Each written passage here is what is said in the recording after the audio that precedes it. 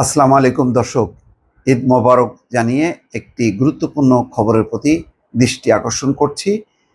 এটি আমি খবর হিসেবে যতটা না আপনাদের সামনে আনতে চাচ্ছি, তার চেয়ে হুঁশিয়ার করতে চাচ্ছি, সতর্ক করতে চাচ্ছি, মানুষকে সজাগ করতে চাচ্ছি। ছোট্ট ঘটনা, অনেক সময় একটা ছোট্ট ঘটনা কাল হয়ে দাঁড়ায়। সেটা কি? খবরের শিরোনামটা বলি। বিবিসি বাংলায় এটি প্রকাশ পেয়েছে।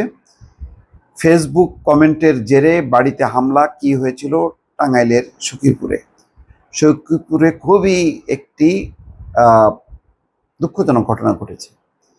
ফেসবুকে একটা মন্তব্য করা হয়েছে, যেখানে বলা হচ্ছে যেই হিন্দু ভদ্রলোক, যে এটা তার আইডিটা হ্যাক করে কেউ মন্তব্য করেছে। সেই মন্তব্যের জেরে দলে বলে তার বাড়িতে হামলা হয়েছে।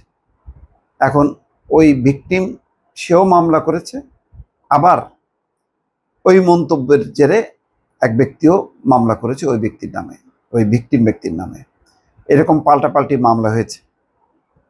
আমি সতর্ক করছি এই কারণে যে কিছুদিন আগে কুমিল্লায় একটা ঘটনা ঘটেছে। রাতের আধারে হিন্দু মন্দিরে হামলা করেছে এক ব্যক্তি, একজন। দেখেন, এই ঘটনাগুলো কিন্তু তারা নোট ডাউন করছে, ভারত নোট ডাউন করছে, এবং তাদের এখানকার সমর্থকরা নোট ডাউন করে এগুলি আন্তর্জাতিক অঙ্গনের সামনে আনছে, যেটা বাংলাদেশকে বিপদে ফেলতে পারে। ইতিমধ্যে দেখেছেন যে মার্কিন একটা রিপোর্টে ধর্মীয় স্বাধীনতা প্রসঙ্গে তারা বলেছে যে এখানে ঘটনা ঘটেছে, সমালোচনা করেছে, বলেছে যে কার্যকর ব্যবস্থাও নেওয়া হচ্ছে না। তারপরেও তারা কিন্তু কোনো সুপারিশ করেনি যে নিষেধাজ্ঞা দাও, শাস্তি দাও।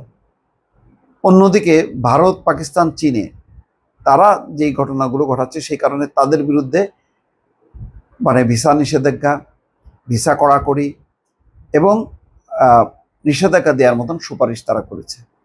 বাংলাদেশ কিন্তু এখনো মুক্ত আছে, কিন্তু এখন বাংলাদেশকে ওই কাতারে ঠেলার জন্য স্থানীয় পর্যায়ে কিছু মব, কিছু ব্যক্তি দায়ী।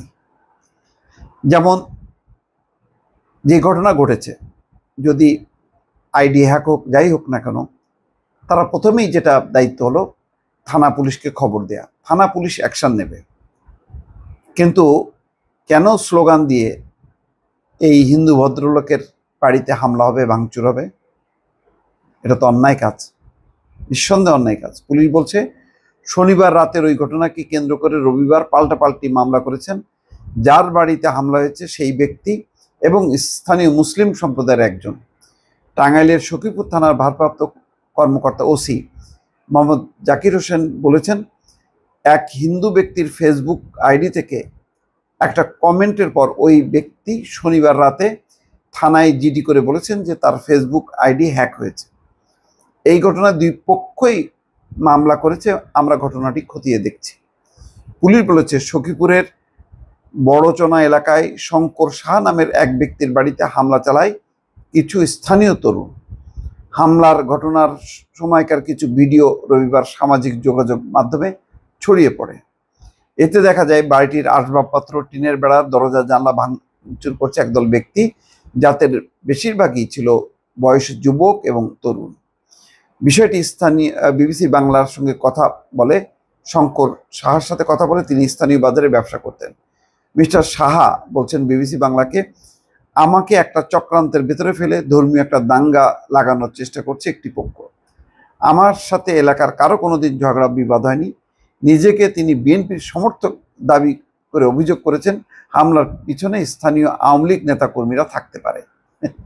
এটা হয়তো তিনি এখন আত্মরক্ষার জন্য বলতে পারেন, বা সত্য হইতে পারে।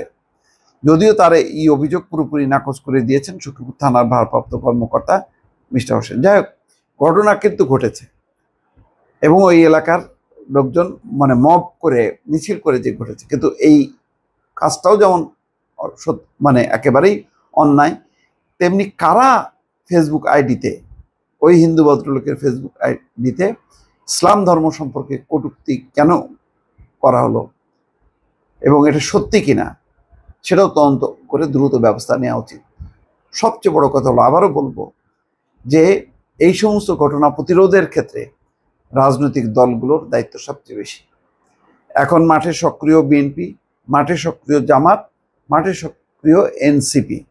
ফলে তাদের একটা সম্মিলিত উদ্যোগ থাকতে হবে যাতে কোনোভাবেই এই ধর্মীয় ইস্যুতে কোনো মব কেউ তৈরি করতে না পারে। দর্শক ভালো থাকবেন, আল্লাহ হাফেজ।